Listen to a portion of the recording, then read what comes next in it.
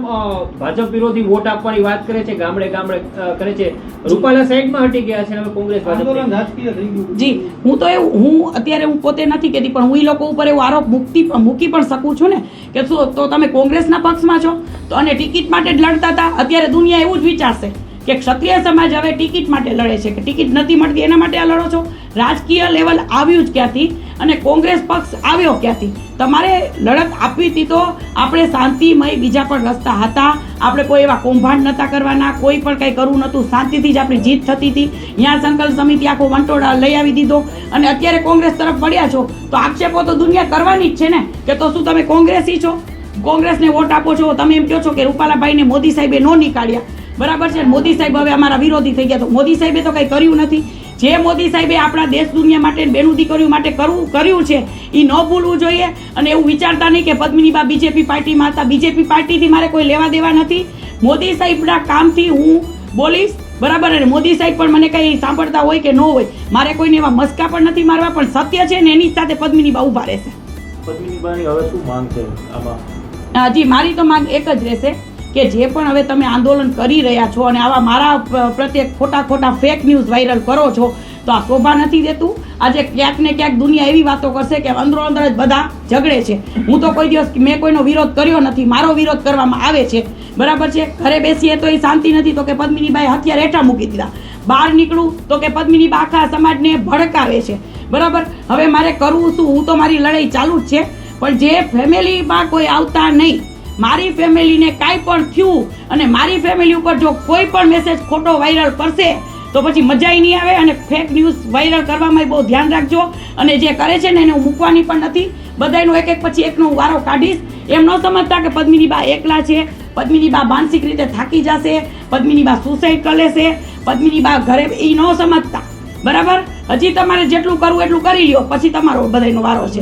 એક એવી પણ ગામની અંદર ચર્ચાઓ ચાલી રહી છે લોકોના મુખે કે પદ્મિનીબાએ ભાજપ પાસેથી પૈસા લઈ લીધા એટલે હવે એ ચૂપ થઈ ગયા છે, આંદોલનમાં નથી ગયા. બરાબર છે, પ્રૂફ લઈ આવો, બરાબર છે. પૈસા ખાધા હોય તો પ્રૂફ લઈ આવો. સત્ય હકીકત એ છે કે મારું મહાસંમેલનમાં અપમાન થઈ ગયું હતું, બરાબર. એક જે સ્ત્રી આજે ખુલ્લે આમ બહાર આવી, જેને રૂપાલાભાઈ જેવાને એના વિરોધમાં આવી, બરાબર, જયરાજભાઈના વિરોધમાં આવી, બરાબર, એને આજે તો ત્યારે તમે બધા ક્યાં ગયા હતા?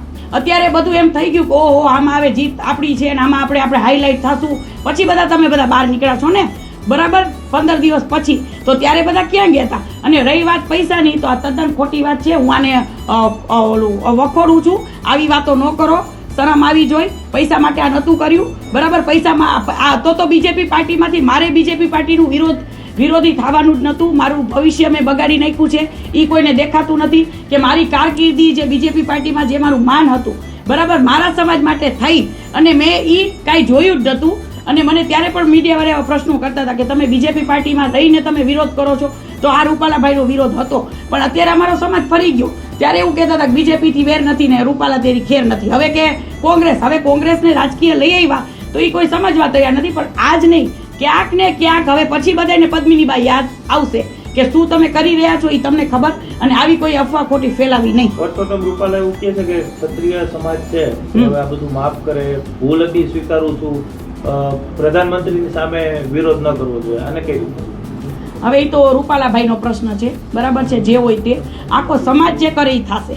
હું પણ કાંઈ કોઈને કહી નથી શકતી.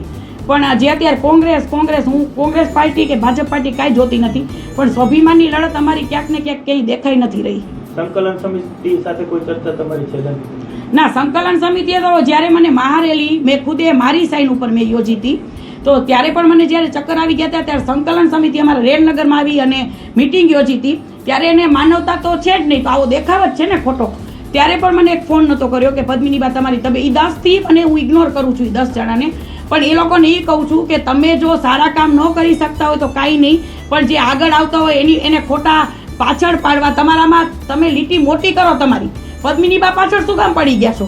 બરાબર, પદ્મિનીબાએ શું સમાજનું બગાડ્યું? મેં તો ઉલટાનું સમાજને, હું તો સ્વાભિમાનની લડત માટે મેં તો મારી બધી આખી ભવિષ્ય મેં મારું વખોડી નાખ્યું છે. અને હવે તમે મને માનસિક રીતે અને આવા શરમ આવી જોઈ કે આ જે અભદ્ર ટિપ્પણીઓ તમે બધા કરાવો છો, તો ક્યાંક ને ક્યાંક જે પણ કરાવતું હશે ને, હવે એને મારે કંઈ કહેવું નથી. પણ હું પછી કોઈને મૂકવાની તો નથી જ. તમે ખુદે પરસોત્તમ રૂપાલા વિરુદ્ધ પ્રચાર કર્યો હતો, જી. પત્રિકાઓ બાંધી હતી. હાજી. તો હવે તમે કરવાના છો, મતદારોને મનાવવા જવાના છો? એટલે બીજેપી પક્ષની વાત કરો છો? જી ના, હું બીજેપી પક્ષમાં ક્યાં છું અત્યારે. નહીં, બીજેપી વિરુદ્ધ કઈ પ્રચાર કરવાના છો? હાજી, ચોક્કસ જઈશ. શું કામ ન જાઉં? બરાબર છે. જો હવે મારું તો એક છે ને ખુલ્લી ભાષામાં છે કે હું એવા કામ કરું છું કે સત્ય બોલવું ને એ બહુ મોટી વસ્તુ છે, કોઈની હિંમત ન હોય. તો જેટલા પણ અમારા સમાજના ક્યાંક ને ક્યાંક અમુક આગેવાનો વિરોધી જ રહ્યા છે પહેલેથી જ, કે જ્યાં હું હોય ને હું મારું કામ કરીને દેખાડું છું. મને ડબલ રોલ કરતા કોઈ દિવસ આવડતા નથી.